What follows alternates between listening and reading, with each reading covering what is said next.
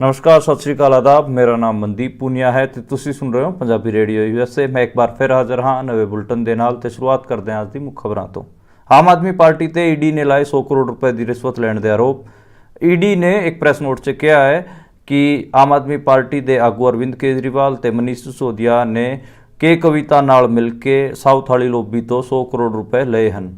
Gujarat university से नमाज पढ़ रहे विदेशी छात्रों ते किता उत्थों दे लोकल गुंडिया ने हमले तो बाद वाइस चांसलर स्टूडेंटां नाल खड़े होने के बजाय गुंडिया की हमायत करती नजर आई। सुप्रीम कोर्ट च नागरिकता शोध कानून CA ते रोक लाने वाली याचिकावां ते अज सुनवाई हुई, जिहदे ते कोर्ट ने केंद्र सरकार नूं नोटिस जारी कर जवाब देने लई कहा है। चीन द्वारा अरुणाचल प्रदेश से किए गए दावे ते अज भारत रक्षा मंत्रालय ने भी बयान देंदे उहनूं बेतुका दस्सिया है। झारखंड के साबका मुख्यमंत्री हेमंत सोरेन की भरजाई सीता सोरेन हुई बीजेपी से शामिल। कहा जा रहा है कि हेमंत सोरेन की गिरफ्तारी तो बाद किते न किते सीता सोरेन ते भी गिरफ्तारी का दबाव सी।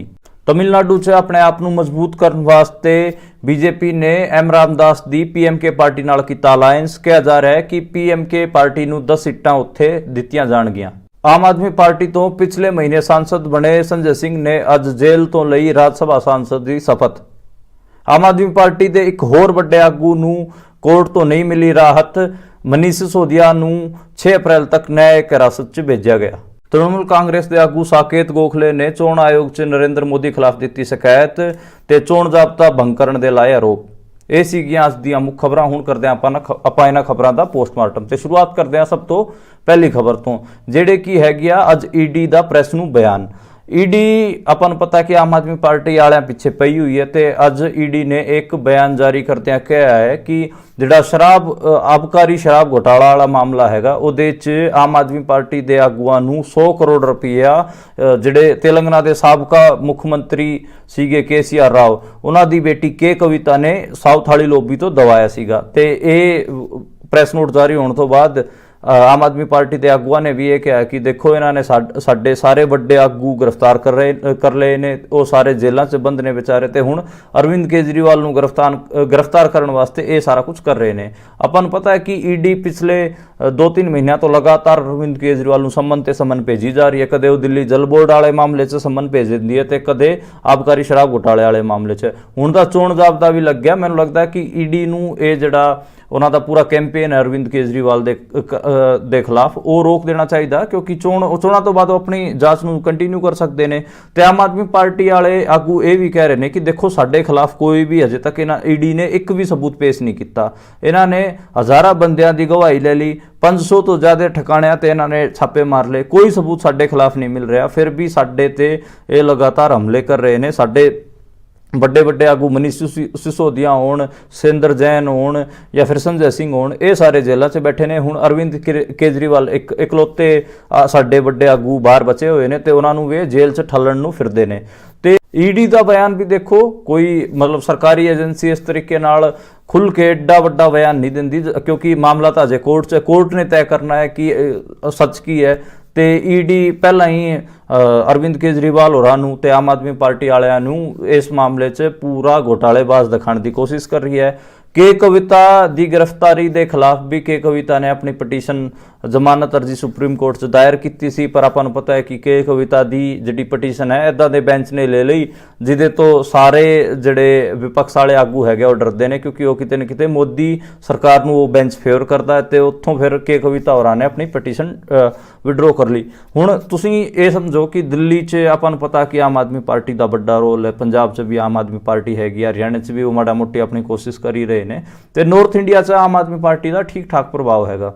तो उत्थे लोक सभा चोणां च इन्हां नूं आम आदमी पार्टी वालियां नूं पिछे धकेलण वास्ते बीजेपी लगी हुई है।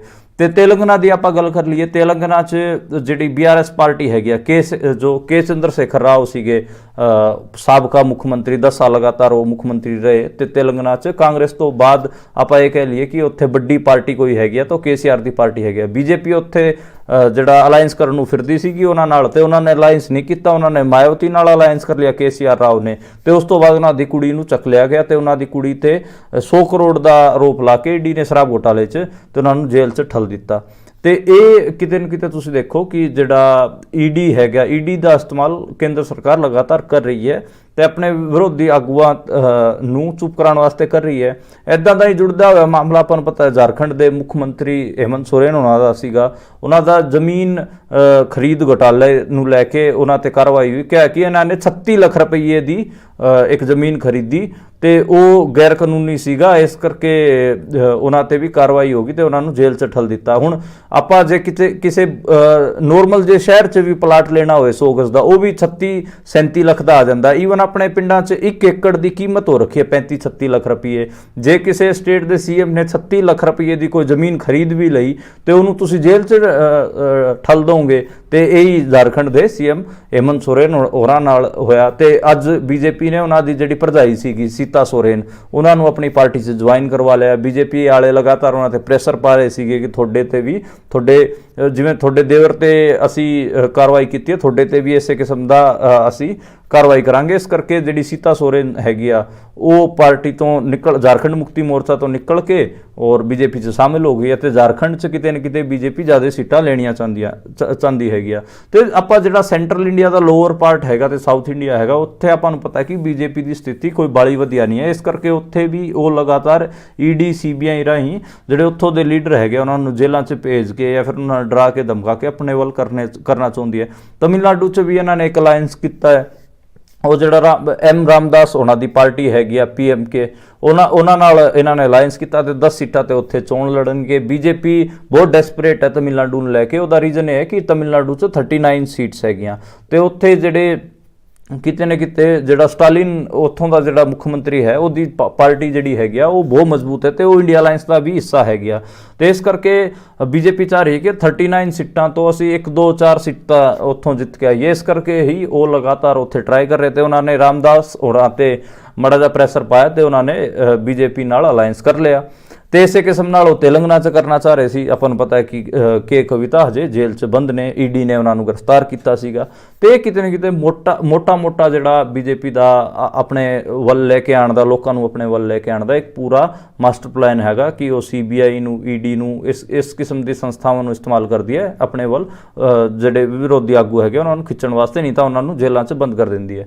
ਤੇ ਦੂਜੀ ਖਬਰ ਗੁਜਰਾਤ ਤੋਂ ਹੀ। ਗੁਜਰਾਤ ਯੂਨੀਵਰਸਿਟੀ 'ਚ ਆਪਾਂ ਨੂੰ ਪਤਾ ਕਿ 16 ਮਾਰਚ ਨੂੰ ਜਿਹੜੇ ਵਿਦੇਸ਼ੀ ਛਾਤਰ ਸੀਗੇ ਅਫਗਾਨਿਸਤਾਨ, ਈਰਾਨ ਦੇ, ਇਸ ਕਿਸਮ ਦੇ ਜਿਹੜੇ ਮੁਲਕ ਹੈਗੇ ਮੁਸਲਿਮ ਮੁਲਕ, ਉੱਥੋਂ ਜਿਹੜੇ ਸਟੂਡੈਂਟ ਆਏ ਹੋਏ ਸੀਗੇ ਉਹ ਰਮਜ਼ਾਨ ਦੀ ਨਮਾਜ਼ ਪੜ੍ਹ ਰਹੇ ਸੀਗੇ ਤੇ ਉੱਥੇ ਉਹਨਾਂ ਤੇ ਲੋਕਲ ਹਿੰਦੂਤਵ ਗੁੰਡਿਆਂ ਨੇ ਹਮਲਾ ਕਰਤਾ। ਤੇ ਹੋਣਾ ਤਾਂ ਇਹ ਚਾਹੀਦਾ ਸੀਗਾ ਕਿ ਜਦੋਂ ਉਹਨਾਂ ਤੇ ਹਮਲਾ ਕੀਤਾ ਗਿਆ ਤਾਂ ਉਹਨਾਂ ਨੂੰ ਪ੍ਰੋਟੈਕਸ਼ਨ ਮਿਲਣੀ ਚਾਹੀਦੀ ਸੀ ਤੇ ਜਿਹੜਾ ਯੂਨੀਵਰਸਿਟੀ ਦਾ ਐਡਮਿਨਿਸਟ੍ਰੇਸ਼ਨ ਹੈਗਾ ਉਹ ਵੀ ਉਹਨਾਂ ਨਾਲ ਖੜਾ ਦਿਖਣਾ ਚਾਹੀਦਾ ਸੀਗਾ। ਪਰ ਉੱਥੋਂ ਦੀ ਜਿਹੜੀ ਵਾਈਸ ਚਾਂਸਲਰ ਹੈਗੀ ਆ ਉਹਦਾ ਬਹੁਤ ਘਟੀਆ ਬਿਆਨ ਆਪਾਂ ਨੂੰ ਸੁਣਨ 'ਚ ਆਇਆ। ਉਹਨੇ ਕਿਹਾ ਹੈ ਕਿ ਦੇਖੋ ਉਹ ਕਿਤੇ ਨਾ ਕਿਤੇ ਉਹਨਾਂ ਨੇ ਜਿਹੜੇ ਗੁੰਡੇ ਸੀਗੇ ਉਹਨਾਂ ਦੀ ਹਮਾਇਤ ਕੀਤੀ ਹੈ ਤੇ ਕਿਹਾ ਕਿ ਦੇਖੋ ਖਾਲੀ ਨਮਾਜ਼ ਵਾਲਾ ਮਾਮਲਾ ਨਹੀਂ ਹੈ, ਇਹਨਾਂ ਨੂੰ ਆਪਣੇ ਖਾਣ ਪਾਨ ਤੇ ਵੀ ਧਿਆਨ ਰੱਖਣਾ ਚਾਹੀਦਾ ਤੇ ਇਹ ਜਿਹੜੇ ਇੱਥੇ ਸ਼ਾਕਾਹਾਰੀ ਬੰਦੇ ਹੈਗੇ ਆ ਉਹਨਾਂ ਦੀ ਫੀਲਿੰਗਸ ਦਾ ਵੀ ਧਿਆਨ ਰੱਖਣਾ ਚਾਹੀਦਾ ਤੇ ਇਹਨਾਂ ਨੂੰ ਨੌਨ ਵੈਜ ਨਹੀਂ ਖਾਣਾ ਚਾਹੀਦਾ। ਇਸ ਕਿਸਮ ਦਾ ਬਿਆਨ ਉਹਨਾਂ ਨੇ ਗੋਲ-ਮੋਲ ਦਿੱਤਾ ਹੈਗਾ ਜਿਹੜਾ ਕਿ ਬਹੁਤ ਸਟ੍ਰੇਂਜ ਹੈਗਾ। ਤੁਸੀਂ ਮਤਲਬ ਕੋਈ ਬੰਦਾ ਤੁਹਾਡੇ ਮੁਲਕ 'ਚ ਪੜ੍ਹਨ ਆ ਗਿਆ ਬਾਹਰ ਤੋਂ ਤੇ ਤੁਸੀਂ ਕਹੋਗੇ ਜੇ ਉਹ ਨੌਨ ਵੈਜ ਖਾਂਦਾ ਤਾਂ ਤੁਸੀਂ ਕਹੋਗੇ ਨਾ ਤੂੰ ਵੈਜ ਬਣ ਜਾ। ਤੇ ਜੇ ਉਹ ਆਪਣੇ ਰਿਲੀਜਨ ਦੀ ਪ੍ਰੇਅਰ ਕਰ ਰਿਹਾ ਹੈ, ਮੰਨ ਲਓ ਨਮਾਜ਼ ਅਦਾ ਕਰ ਰਿਹਾ ਹੈ ਮੁਸਲਮਾਨ ਵਾਲੇ ਕੇਸ 'ਚ, ਤਾਂ ਫਿਰ ਕੀ ਤੁਸੀਂ ਉਹਨਾਂ ਤੇ ਹਮਲਾ ਕਰ ਦੋਗੇ? ਫਿਰ ਉਹਨਾਂ ਨਾਲ ਖੜੇ ਹੋਣ ਦੀ ਥਾਂ ਤੇ ਤੁਸੀਂ ਇਹ ਕਹੋਗੇ ਤੂੰ ਨੌਨ ਵੈਜ ਖਾਂਦਾ ਇਸ ਕਰਕੇ ਤੇਰੇ ਤੇ ਹਮਲਾ ਹੋਇਆ, ਇਹ ਨਮਾਜ਼ ਨਾ ਪੜ੍ਹਿਆ ਕਰ ਪਬਲਿਕ 'ਚ ਇਸ ਕਰਕੇ ਤੇਰੇ ਤੇ ਹਮਲਾ ਹੋਇਆ। ਇਹ ਕਿਤੇ ਨਾ ਕਿਤੇ ਗੁਜਰਾਤ 'ਚ ਇਹ ਖਬਰ ਦੇਖਣ ਨੂੰ ਮਿਲੀ। ਆਪਾਂ ਨੂੰ ਗੁਜਰਾਤ ਦਾ ਪਤਾ ਹੈ ਕਿ ਗੁਜਰਾਤ ਹਿੰਦੂਤਵ ਦੀ ਪੂਰੀ ਇੱਕ ਫੈਕਟਰੀ ਰਿਹਾ, ਪ੍ਰਯੋਗਸ਼ਾਲਾ ਰਿਹਾ ਹੈ। ਉੱਥੇ 2002 'ਚ ਗੁਜਰਾਤ 'ਚ ਦੰਗੇ ਹੋਏ ਸੀਗੇ, ਉੱਥੇ ਮੁਸਲਮਾਨਾਂ ਦਾ ਬੜੇ ਸਤਰ ਤੇ ਕਤਲੇਆਮ ਹੋਇਆ ਸੀ। ਨਰਿੰਦਰ ਮੋਦੀ ਉੱਥੇ ਦੇ ਮੁੱਖ ਮੰਤਰੀ ਸੀਗੇ, ਉਹਨਾਂ ਦੀ ਪੂਰੇ ਦੁਨੀਆ ਭਰ 'ਚ ਇੱਕ ਹਿਸਾਬ ਨਾਲ ਆਲੋਚਨਾ ਵੀ ਹੋਈ ਸੀ ਤੇ ਬਾਅਦ 'ਚ ਕਿਤੇ ਨਾ ਕਿਤੇ ਵਿਦੇਸ਼ਾਂ ਨੇ ਆਪਣੇ ਅਲੱਗ-ਅਲੱਗ ਵੱਡੇ ਮੁਲਕਾਂ ਨੇ ਆਪਣੇ ਵੀਜ਼ੇ ਵੀ ਨਰਿੰਦਰ ਮੋਦੀ ਨੂੰ ਨਹੀਂ ਦਿੱਤੇ ਸੀਗੇ। ਪਰ ਹੁਣ ਤਾਂ ਉਹ ਦੇਸ਼ ਦੇ ਮੁੱਖ ਪ੍ਰਧਾਨ ਮੰਤਰੀ ਹਨ ਤੇ ਪਿਛਲੇ 10 ਸਾਲ ਤੋਂ ਕਾਬਿਜ਼ ਨੇ। ਇਸ ਕਰਕੇ ਗੁਜਰਾਤ 'ਚ ਜੋ ਕੁਝ ਚੱਲ ਰਿਹਾ ਉਹਦੀ ਇੰਟੈਂਸਿਟੀ ਬਹੁਤ ਘੱਟ ਲੋਕਾਂ ਨੂੰ ਪਤਾ, ਉੱਥੋਂ ਦੇ ਰਹਿ ਵਾਸੀਆਂ ਨੂੰ ਜ਼ਰੂਰ ਪਤਾ। ਉੱਥੋਂ ਦੇ ਜਿਹੜੇ ਘੱਟ ਗਿਣਤੀ ਦੇ ਲੋਕ ਹੈਗੇ ਉਹਨਾਂ ਨੂੰ ਪਤਾ ਹੈ ਕਿ ਕਿੰਨੇ ਜ਼ਿਆਦਾ ਹੀਟ ਦਾ ਸਾਹਮਣਾ ਉਹ ਹਰ ਰੋਜ਼ ਜਿਹੜਾ ਮੈਜੋਰਿਟੀ ਉੱਥੋਂ ਦਾ ਤਬਕਾ ਹੈਗਾ ਉਹਦੀ ਕਰਦੇ ਨੇ ਤੇ ਉਹਨਾਂ ਦੇ ਅਕੋਰਡਿੰਗ ਹੀ ਉਹ ਆਪਣਾ ਜੀਵਨ ਯਾਪਨ ਕਰਦੇ ਨੇ। ਜਿਹੜੀ ਤੀਜੀ ਖਬਰ ਹੈਗੀ ਉਹ ਪੱਛਮੀ ਬੰਗਾਲ ਤੋਂ ਆਈ। ਪੱਛਮੀ ਬੰਗਾਲ 'ਚ ਆਪਾਂ ਨੂੰ ਪਤਾ ਹੈ ਕਿ 24 ਘੰਟੇ ਅੰਦਰ ਚੋਣ ਆਯੋਗ ਨੇ 2 DGP ਉੱਥੋਂ ਦੇ ਬਦਲ ਦਿੱਤੇ ਹੈ ਤੇ ਇਹ ਡੀਜੀਪੀ ਜਿਹੜੇ ਡੀਜੀਪੀ ਹੈ ਇਹ ਬਾਰ-ਬਾਰ ਬਦਲਣ ਦਾ ਕਾਰਨ ਇਹ ਹੈ ਕਿ ਪੱਛਮੀ ਬੰਗਾਲ 'ਚ ਵੀ ਆਪਾਂ ਨੂੰ ਪਤਾ ਕਿ ਬਾਲੀਆਂ ਸੀਟਾਂ ਨੇ, 40 ਦੇ ਨੇੜੇ ਤੇੜੇ ਸੀਟਾਂ ਨੇ ਤੇ 40 ਸੀਟਾਂ ਚੋਂ ਬੀਜੇਪੀ ਕਿਤੇ ਨਾ ਕਿਤੇ 20 ਤੋਂ ਜ਼ਿਆਦਾ ਸੀਟਾਂ ਜਿੱਤਣਾ ਚਾਹੁੰਦੀ ਹੈ ਤੇ ਮਮਤਾ ਬੈਨਰਜੀ ਉਹਨਾਂ ਨੂੰ ਮੇਨ ਚੈਲੰਜਰ ਲੱਗਦੀ ਹੈ ਤੇ ਡੀਜੀਪੀ ਬਾਰ-ਬਾਰ ਇਸ ਕਰਕੇ ਬਦਲ ਰਹੇ ਨੇ ਤਾਂ ਕਿ ਮਮਤਾ ਬੈਨਰਜੀ ਤੇ ਟੀਐਮਸੀ ਪਾਰਟੀ ਦਾ ਉਹ ਮੋਰਲ ਡਾਊਨ ਕਰ ਸਕਣ। ਪਰ ਟੀਐਮਸੀ ਵਾਲੇ ਵੀ ਅਲੱਗ ਹੀ ਦਿਮਾਗ ਦੇ ਬੰਦੇ ਹੈ। ਟੀਐਮਸੀ ਦੇ ਇੱਕ ਆਗੂ ਸਾਕੇਤ ਗੋਖਲੇ ਨੇ ਨਰਿੰਦਰ ਮੋਦੀ ਦੇ ਖਿਲਾਫ ਚੋਣ ਆਯੋਗ 'ਚ ਸ਼ਿਕਾਇਤ ਦਰਜ ਕਰਾਤੀ ਹੈ। ਉਹ ਉਹਨਾਂ ਦੀ ਜਿਹੜੀ ਤਮਿਲਨਾਡੂ ਦੀ ਰੈਲੀ ਸੀ ਕੋਇੰਬਟੂਰ 'ਚ, ਉੱਥੇ 50 ਸਰਕਾਰੀ ਸਕੂਲਾਂ ਦੇ ਬੱਚਿਆਂ ਨੂੰ ਨਰਿੰਦਰ ਮੋਦੀ ਦੀ ਰੈਲੀ 'ਚ ਲੈ ਕੇ ਆਇਆ ਗਿਆ ਸੀਗਾ। ਸਾਕੇਤ ਗੋਖਲੇ ਨੇ ਕਿਹਾ ਹੈ ਕਿ ਦੇਖੋ ਤੁਸੀਂ ਚੋਣ ਜ਼ਾਬਤਾ ਲੱਗਣ ਤੋਂ ਬਾਅਦ ਸਕੂਲੀ ਬੱਚਿਆਂ ਨੂੰ ਆਪਣੀ ਰੈਲੀਆਂ ਤੇ ਨਹੀਂ ਲੈ ਕੇ ਆ ਸਕਦੇ, ਇਹ ਕਿਤੇ ਨਾ ਕਿਤੇ ਗੈਰ ਕਾਨੂੰਨੀ ਹੈ ਚੋਣ ਆਯੋਗ ਦੇ ਅਨੁਸਾਰ ਤੇ ਇਹਦੇ ਕਾਰਵਾਈ ਹੋਣੀ ਚਾਹੀਦੀ। ਚੌਥੀ ਖਬਰ ਅਰੁਣਾਚਲ ਪ੍ਰਦੇਸ਼ ਵਾਲੇ, ਆਪਾਂ ਨੂੰ ਪਤਾ ਕਿ 2 ਦਿਨ ਪਹਿਲਾਂ ਚੀਨ ਨੇ ਕਿਹਾ ਸੀਗਾ ਕਿ ਅਰੁਣਾਚਲ ਪ੍ਰਦੇਸ਼ ਸਾਡਾ ਹਿੱਸਾ ਹੈ, ਜਿਹਦੇ ਤੇ ਅੱਜ ਇੰਡੀਆ ਦੇ ਡਿਫੈਂਸ ਮਿਨਿਸਟਰੀ ਨੇ ਬਿਆਨ ਜਾਰੀ ਕਰਦਿਆਂ ਕਿਹਾ ਹੈ ਕਿ ਇਹ ਬੇਤੁਕਾ ਬਿਆਨ ਹੈ ਤੇ ਜਿਹੜਾ ਅਰੁਣਾਚਲ ਪ੍ਰਦੇਸ਼ ਹੈਗਾ ਉਹ ਆਫਟਰ ਇੰਡੀਪੈਂਡੈਂਸ 47 ਤੋਂ ਬਾਅਦ ਲਗਾਤਾਰ ਸਾਡਾ ਹਿੱਸਾ ਰਿਹਾ ਹੈ।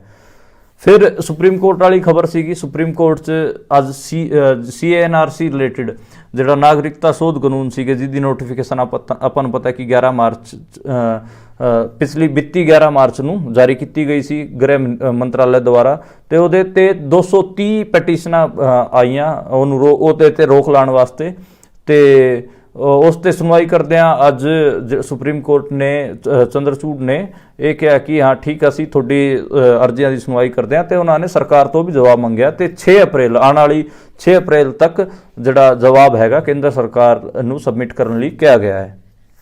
ਜਿਹੜੀ ਅਗਲੀ ਖਬਰ ਹੈਗੀ ਆ ਉਹ ਝਾਰਖੰਡ ਦੀ ਖਬਰ ਬਾਰੇ ਉੱਦਾਂ ਆਪਾਂ ਗੱਲ ਕਰ ਚੁੱਕੇ ਹਾਂ, ਸੀਤਾ ਸੋਰੇਨ ਦੀ ਜੁਆਇਨਿੰਗ ਬਾਰੇ। ਉਸ ਤੋਂ ਬਾਅਦ ਫਿਰ ਆਪਾਂ ਗੱਲ ਕਰਦੇ ਹਾਂ ਜਿਹੜੇ ਆਮ ਆਦਮੀ ਪਾਰਟੀ ਦੇ ਆਗੂ ਸੰਜੇ ਸਿੰਘ ਜਿਹੜੇ ਕਿ ਜੇਲ੍ਹ 'ਚ ਬੰਦ ਹੈਗੇ, ਪਿਛਲੇ ਮਹੀਨੇ ਆਪਾਂ ਨੂੰ ਪਤਾ ਕਿ ਉਹਨਾਂ ਨੂੰ ਰਾਜ ਸਭਾ 'ਚ ਭੇਜਿਆ ਗਿਆ ਸੀਗਾ। ਰਾਜ ਸਭਾ 'ਚ ਜਦੋਂ ਭੇਜੇ ਗਏ ਸੀਗੇ ਜੇਲ੍ਹ 'ਚ ਸੀਗੇ, ਉਹਨਾਂ ਨੂੰ ਕੋਰਟ ਤੋਂ ਜਾ ਕੇ ਆਰਡਰ ਲੈ ਕੇ ਆਉਣਾ ਪਿਆ ਸੀਗਾ ਕਿ ਮੈਨੂੰ ਰਾਜ ਸਭਾ ਭੇਜਣ 'ਚ ਈਡੀ ਤੇ ਪੁਲਿਸ ਕੋਈ ਰੋਕ ਨਾ ਲਾਵੇ ਤੇ ਕੋਰਟ ਤੋਂ ਉਹਨਾਂ ਨੂੰ ਪਰਮਿਸ਼ਨ ਮਿਲ ਗਈ ਸੀਗੀ ਤੇ ਅੱਜ ਉਹਨਾਂ ਨੇ ਆਪਣੇ ਸਾਂਸਦ ਬਣੇ ਦੀ ਸ਼ਪਥ ਲਿੱਤੀ ਹੈ। ਉੱਥੇ ਜਗਦੀਪ ਧਨਖੜ ਜਿਹੜੇ ਭਾਰਤ ਦੇ ਉਪ ਰਾਸ਼ਟਰਪਤੀ ਹੈਗੇ ਆ ਉਹ ਵੀ ਆਏ ਸੀਗੇ ਤੇ ਉੱਥੇ ਉਹਨਾਂ ਦੇ ਹਾਜ਼ਰੀ 'ਚ ਉਹਨਾਂ ਨੇ ਅੱਜ ਸ਼ਪਥ ਲਿੱਤੀ ਹੈ। ਤੇ ਜਿਹੜੇ ਮਨੀਸ਼ ਸਿਸੋਦੀਆ ਹੈਗੇ ਉਹਨਾਂ ਦੀ ਮੁਸ਼ਕਲਾਂ ਥੋੜ੍ਹੀਆਂ ਵੱਧ ਰਹੀਆਂ ਨੇ। ਜਿਹੜਾ ਦਿੱਲੀ ਦਾ ਰਾਉਜ਼ ਐਵੇਨਿਊ ਕੋਰਟ ਹੈ ਉੱਥੇ ਉਹਨਾਂ ਨੇ ਆਪਣੀ ਜ਼ਮਾਨਤ ਅਰਜ਼ੀ ਲਾਈ ਸੀ ਜਿਹਦੇ ਤੇ ਸੁਣਵਾਈ ਕਰਦਿਆਂ ਕੋਰਟ ਨੇ ਉਹਨਾਂ ਦੀ ਜਿਹੜੀ ਜੁਡੀਸ਼ੀਅਲ ਕਸਟਡੀ ਹੈ ਉਹਨੂੰ 6 ਅਪ੍ਰੈਲ ਤੱਕ ਵਧਾ ਦਿੱਤਾ ਤੇ ਕਿਹਾ ਹੈ ਕਿ ਅਸੀਂ ਅੱਗੇ ਦੇਖਾਂਗੇ ਕਿ ਇਹਦੇ ਤੇ ਕੀ ਕਰਨਾ ਹੈ ਤੇ 6 ਅਪ੍ਰੈਲ ਤੱਕ ਹੋਰ ਜਿਹੜੇ ਮਨੀਸ਼ ਸਿਸੋਦੀਆ ਹੈਗੇ ਉਹ ਜੇਲ੍ਹ 'ਚ ਹੀ ਰਹਿਣਗੇ। ਹੁਣ ਇਹ ਜਿਹੜਾ ਸਿਨੈਰੀਓ ਹੈਗਾ ਈਡੀ ਵਾਲਾ ਇਹ ਆਪਾਂ ਨੂੰ ਦੇਖਣ ਨੂੰ ਮਿਲਦਾ। ਇਸ ਬਾਰੇ ਜਿਹੜਾ ਰਾਹੁਲ ਗਾਂਧੀ ਹੈ ਉਹਨੇ ਵੀ ਬਿਆਨ ਦਿੱਤਾ ਸੀਗਾ ਕਿ ਜਿਹੜਾ ਨਰਿੰਦਰ ਮੋਦੀ ਹੈਗਾ ਉਹ ਸਖਤੀਆਂ ਦਾ ਇਸਤੇਮਾਲ ਕਰਦਾ ਵਿਪਕਸ਼ੀ ਆਗੂਆਂ ਨੂੰ ਦਬਾਉਣ ਵਾਸਤੇ ਤੇ ਉਹ ਸਖਤੀਆਂ ਇਹ ਈਡੀ CBI ਗੋਦੀ ਮੀਡੀਆ ਇਹ ਸਾਰਾ ਕੁਛ ਨੈਰੇਟਿਵ ਤੇ ਅਗਲੇ ਆਪਣਾ ਪੂਰਾ ਕਬਜ਼ਾ ਕਰਕੇ ਰੱਖਦੇ ਨੇ ਤੇ ਨਰਿੰਦਰ ਮੋਦੀ ਨੇ ਉਸ ਤੋਂ ਉਲਟ ਕੀ ਕਿਹਾ ਸੀਗਾ ਉਹ ਵੀ ਆਪਾਂ ਨੂੰ ਪਤਾ ਹੈ। ਬਾਕੀ ਇੱਕ ਖਬਰ ਕਿਸਾਨ ਮੋਰਚੇ ਤੋਂ ਵੀ ਹੈਗੀ ਆ। ਕਿਸਾਨ ਮੋਰਚਾ ਲਗਾਤਾਰ ਚੱਲ ਰਿਹਾ ਸਿੰਘੂ ਬਾਰਡਰ ਤੇ ਖਨਾਰੀ ਬਾਰਡਰ ਤੇ ਜਿਹੜਾ ਸ਼ਹੀਦ ਸ਼ੁਭਕਰਨ ਸਿੰਘ ਹੈਗਾ ਉਹਦੀ ਅਸਥੀਆਂ ਹਰਿਆਣੇ ਦੇ ਪਿੰਡਾਂ 'ਚ ਲੈ ਕੇ ਜਾਈ ਜਾ ਰਹੀਆਂ ਨੇ ਤੇ ਹਰਿਆਣੇ ਦੇ ਲੋਕ ਉਸ ਨੌਜਵਾਨ ਸ਼ਹੀਦ ਕਿਸਾਨ ਨੂੰ ਨਮਨ ਕਰ ਰਹੇ ਨੇ। ਲਗਾਤਾਰ ਉਹਦੇ ਅਸਥੀਆਂ ਅੱਗੇ ਮੱਥਾ ਟੇਕ ਰਹੇ ਨੇ ਪਿੰਡ ਉਹ ਸਾਰੀ ਜਿਹੜੀ ਰੈਲੀ ਹੈਗੀ ਆ ਤੇ ਉਹ ਸਾਰਾ ਜਿਹੜਾ ਕਾਰਵਾਂ ਹੈਗਾ ਉਹ ਲਗਾਤਾਰ ਜਾ ਰਿਹਾ ਹੈ। ਤੇ ਉਸ ਤੋਂ ਬਾਅਦ ਇੱਕ ਮੋੜਾ ਮੰਡੀ ਪੰਚਾਇਤ ਹੋਣੀ ਹੈ, ਅੰਬਾਲੇ 'ਚ ਪੈਂਦੀ ਹੈ ਮੋੜਾ ਮੰਡੀ ਤੇ ਇੱਕ ਪੰਚਾਇਤ ਨਾਰਨੌਂਦ 'ਚ ਹੋਣੀ ਹੈ ਜਿਹੜਾ ਕਿ ਜੀਂਦ 'ਚ ਪੈਂਦਾ ਹੈ ਤੇ 2 ਵੱਡੀ ਕਿਸਾਨ ਮਹਾਪੰਚਾਇਤਾਂ ਕਿਸਾਨਾਂ ਨੇ ਰੱਖੀਆਂ ਹੋਈਆਂ ਨੇ ਤੇ ਹਰਿਆਣੇ ਦੇ ਵਿੱਚ ਕਿਸਾਨ ਅੰਦੋਲਨ ਦੀ ਠੀਕ ਠਾਕ ਕਿਤੇ ਨਾ ਕਿਤੇ ਹਲਚਲ ਹੈਗੀ ਆ। ਇਸ ਕਰਕੇ ਉੱਥੋਂ ਦੀ ਜਿਹੜੀ ਹਰਿਆਣੇ ਦੀ ਪੁਲਿਸ ਹੈ ਉਹ ਵੀ ਲਗਾਤਾਰ ਉਹ ਜਿਹੜਾ ਪੂਰਾ ਕਾਰਵਾਂ ਅੱਗੇ ਜਾ ਰਿਹਾ ਸ਼ਹੀਦ ਸ਼ੁਭਕਰਨ ਸਿੰਘ ਦੀ ਅਸਥੀਆਂ ਲੈ ਕੇ ਉਹਦੇ ਨਾਲ ਪੂਰੀ ਵੱਡੀ ਨਫਰੀ ਪੁਲਿਸ ਦੀ ਲਾਈ ਹੋਈ ਹੈ ਤੇ ਉਹ ਲਗਾਤਾਰ ਨਜ਼ਰ ਰੱਖ ਰਹੀ ਹੈ। ਬਹੁਤ ਸਾਰੇ ਲੋਕਾਂ ਨੂੰ ਪੁਲਿਸ ਉੱਦਾਂ ਵੀ ਫੋਨ ਕਰਕੇ ਤੰਗ ਕਰ ਰਹੀ ਹੈ ਕਿ ਤੁਸੀਂ ਇਸ ਕਾਰਵਾਂ 'ਚ ਸ਼ਾਮਿਲ ਨਾ ਹੋ। ਇਸ ਕਿਸਮ ਦੀ ਖਬਰਾਂ ਵੀ ਲਗਾਤਾਰ ਆ ਰਹੀਆਂ ਹਨ। ਬਾਕੀ ਆਪਾਂ ਆਖਰ 'ਚ ਇੱਕ ਜਿਹੜਾ ਪੋਲੀਟੀਕਲ ਕਿੱਸਾ ਹੈਗਾ ਉਹਦੇ ਬਾਰੇ ਗੱਲ ਕਰ ਲੈਂਦੇ ਹਾਂ। ਉਹ ਹੈਗਾ ਸਾਊਥ ਇੰਡੀਆ ਦਾ ਪੋਲੀਟੀਕਲ ਕਿੱਸਾ। ਸਾਊਥ ਇੰਡੀਆ 'ਚ BJP ਦੇ ਹੱਥ ਪੈਰ ਫੁੱਲੇ ਹੋਏ ਨੇ ਤੇ ਉਹਨੂੰ ਸਮਝ ਨਹੀਂ ਆ ਰਿਹਾ ਕਿ ਉਹ ਕਿਵੇਂ ਸਾਊਥ ਇੰਡੀਆ ਨੂੰ ਕੰਟਰੋਲ ਕਰਨਗੇ। ਅਗਲੇ ਜਿਹੜਾ 400 ਪਾਰ ਦਾ ਨਾਰਾ ਦੇ ਰਹੇ ਨੇ ਉਹਦੀ ਸੱਚਾਈ ਆਪਾਂ ਨੂੰ ਜਾਣ ਲੈਣੀ ਚਾਹੀਦੀ। ਤੇ ਜਿਹੜਾ ਇੰਡੀਆ 'ਚ ਆਪਾਂ ਨੂੰ ਪਤਾ ਕਿ 543 ਸੀਟਸ ਹੈਗੀਆਂ ਟੋਟਲ, ਜਿਹੜੀ ਲੋਕ ਸਭਾ ਦੀ ਸੀਟਾਂ 543, ਤੇ ਉਹਨਾਂ ਚੋਂ ਬੀਜੇਪੀ ਕਹਿ ਰਹੀ ਹੈ ਕਿ ਇਸ ਵਾਰ ਉਹ 400 ਪਾਰ ਕਰ ਜਾਣਗੇ, ਪਰ ਇਹ ਨਹੀਂ ਦੱਸ ਰਹੀ ਕਿ ਉਹ ਕਿਵੇਂ ਪਾਰ ਕਰਨਗੇ। ਉਹਦਾ ਰੀਜ਼ਨ ਇਹ ਹੈ ਕਿ ਉਹਨਾਂ ਦਾ ਸਾਊਥ ਇੰਡੀਆ ਦੀ 150 ਸੀਟਾਂ 'ਚ ਕੁਝ ਵੀ ਨਹੀਂ ਹੈ, ਉੱਥੇ ਉਹਨਾਂ ਨੂੰ ਇੱਕ ਸੀਟ ਵੀ ਮਿਲਣੀ ਮਸਾਂ ਬਹੁਤ ਦਿੱਕਤ ਆਊਗੀ।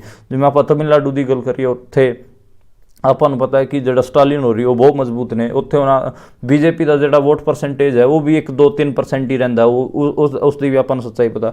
ਕੇਰਲ 'ਚ ਵੀ ਬੀਜੇਪੀ ਦਾ ਕੁਝ ਨਹੀਂ ਬਣਨਾ, ਉੱਥੇ ਕਾਂਗਰਸ ਤੇ ਜਿਹੜਾ ਲੈਫਟ ਹੈਗਾ ਉਹ ਬਹੁਤ ਮਜ਼ਬੂਤ ਹੈਗਾ, ਤੇ ਉੱਥੇ ਵੀ ਉਹਨਾਂ ਦਾ ਵੋਟ ਪਰਸੈਂਟ 2-3% ਤੇ ਹੀ ਰਹਿਣਾ। ਕੋਈ ਜ਼ਿਆਦਾ ਜੇ ਬਹੁਤ ਜ਼ਿਆਦਾ ਪੁਸ਼ ਵੀ ਮਿਲ ਗਿਆ, ਉੱਥੇ ਕੋਈ ਇੱਕ ਅੱਧਾ ਅਲਾਇੰਸ ਵੀ ਹੋ ਗਿਆ ਤਾਂ 8-10% ਉੱਥੇ ਬਣ ਜੂਗਾ, ਇਸ ਤੋਂ ਜ਼ਿਆਦਾ ਉਹਨਾਂ ਦਾ ਕੁਝ ਬਣਦਾ ਨਹੀਂ। ਕਰਨਾਟਕ 'ਚ ਕਾਂਗਰਸ ਦੀ ਸਰਕਾਰ ਹੈਗੀ ਆ, ਪਰ ਉੱਥੇ ਕਰਨਾਟਕ 'ਚ ਇੱਕ ਹਿਸਾਬ ਨਾਲ ਸਾਊਥ ਇੰਡੀਆ ਦੀ ਹਿੰਦੂਤਵ ਦੀ ਫੈਕਟਰੀ ਵੀ ਕਰਨਾਟਕ ਨੂੰ ਬਣਾਉਣ ਨੂੰ ਫਿਰਦੇ ਨੇ ਬੀਜੇਪੀ ਵਾਲੇ, ਤੇ ਉਹ ਉੱਥੇ ਜਿਹੜਾ ਲਿੰਗਾਇਤ ਜਿਹੜਾ ਕਮਿਊਨਿਟੀ ਹੈਗੀ ਆ, ਲਿੰਗਾਇਤ ਕਮਿਊਨਿਟੀ ਨੂੰ ਵੀ ਤੋੜਨ ਨੂੰ ਫਿਰਦੇ ਨੇ ਬੀਜੇਪੀ ਵਾਲੇ। ਇਸ ਕਰਕੇ ਕਰਨਾਟਕ 'ਚ ਕਿਤੇ ਨਾ ਕਿਤੇ ਆਪਾਂ ਨੂੰ ਇੱਕ ਕਲੋਜ਼ ਫਾਈਟ ਦੇਖਣ ਨੂੰ ਮਿਲ ਸਕਦੀ ਹੈ। ਕਰਨਾਟਕ 'ਚ ਬੀਜੇਪੀ ਪਿਛਲੀ ਵਾਰ ਜ਼ਿਆਦਾ ਸੀਟਾਂ ਜਿੱਤ ਕੇ ਆਈ ਸੀ, ਪਰ ਇਸ ਵਾਰ ਉਹਨਾਂ ਦੀ ਸੀਟਾਂ ਘਟਣਗੀਆਂ, ਪਰ ਦੇਖਣਾ ਹੋਊਗਾ ਕਿ ਕਿੰਨੀ ਸੀਟਾਂ ਘਟਣਗੀਆਂ। ਕਰਨਾਟਕ 'ਚ ਬੀਜੇਪੀ ਨੂੰ ਨੁਕਸਾਨ ਹੋ ਸਕਦਾ ਹੈ। ਤੇਲੰਗਾਨਾ 'ਚ ਜਿਹੜੀ ਫਾਈਟ ਹੈਗੀ ਆ ਉਹ BRS ਪਾਰਟੀ ਤੇ ਕਾਂਗਰਸ ਦੇ ਵਿਚਕਾਰ ਹੈ। ਬੀਜੇਪੀ ਉੱਥੇ ਕਿਸੇ ਵੀ ਸੀਨ 'ਚ ਨਹੀਂ, ਆਪਾਂ ਨੂੰ ਪਤਾ ਬੀਜੇਪੀ ਨੂੰ ਮਸਾ ਉੱਥੇ 3-4% ਵੋਟ ਸ਼ੇਅਰ ਹੀ ਆਊਗਾ, ਵੋਟ ਪਰਸੈਂਟੇਜ ਆਊਗਾ, ਉਸ ਤੋਂ ਜ਼ਿਆਦਾ ਉਹਨਾਂ ਨੂੰ ਵੋਟ ਪਰਸੈਂਟੇਜ ਨਹੀਂ ਆਉਣਾ।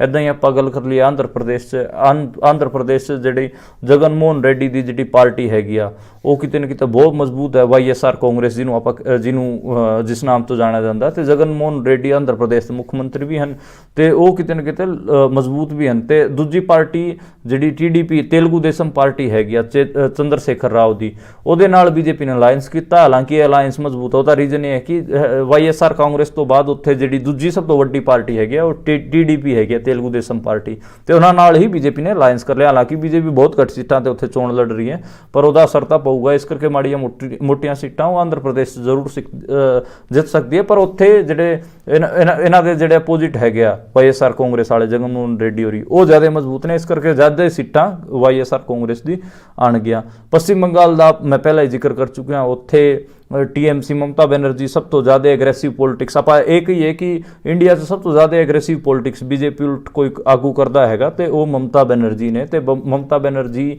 ਲਗਾਤਾਰ ਉੱਥੇ ਵਾਇਲੈਂਸ ਵੀ ਹੁੰਦਾ ਹੈ। ਮਤਲਬ ਇਹ ਜਿਵੇਂ ਤੁਸੀਂ ਪੰਜਾਬ 'ਚ ਹਰਿਆਣੇ 'ਚ ਦੇਖੋਗੇ, ਇੱਥੇ ਕੋਈ ਵਾਇਲੈਂਸ ਦੀ ਸਥਿਤੀ ਆਪ ਨੂੰ ਲੋਕ ਸਭਾ ਚੋਣਾਂ 'ਚ ਨਹੀਂ ਦਿਖੂਗੀ, ਪਰ ਉੱਥੇ ਤਾਂ ਚਾਹੇ ਪੰਚਾਇਤ ਚੋਣ ਹੋਣ ਜਾਂ ਫਿਰ MLA ਦੇ ਚੋਣ ਹੋਣ ਜਾਂ ਫਿਰ MP ਦੇ ਚੋਣ ਹੋਣ, ਲੋਕ ਸਭਾ ਦੇ ਚੋਣ ਹੋਣ, ਉੱਥੇ ਲਗਾਤਾਰ ਵਾਇਲੈਂਸ ਹੁੰਦੀ ਹੈ। ਤੇ ਜਿਹੜੇ TMC ਦੇ ਵਰਕਰ ਹੈਗੇ ਆ ਉਹ ਬਹੁਤ ਮਤਲਬ ਇੱਕ ਹਿਸਾਬ ਨਾਲ ਖੂੰਖਾਰ ਕਿਸਮ ਦੇ ਹੈਗੇ ਆ, ਲਾਠੀ ਲੈ ਕੇ ਡਾਂਗਾ ਲੈ ਕੇ ਉਹ VOTING ਸਟੇਸ਼ਨਾਂ ਤੇ ਜਾਂਦੇ ਨੇ, ਤੇ ਉੱਥੇ ਜੰਮ ਕੇ ਉੱਥੇ ਲੜਾਈ ਝਗੜੇ ਲਗਾਤਾਰ ਹੁੰਦੇ ਨੇ।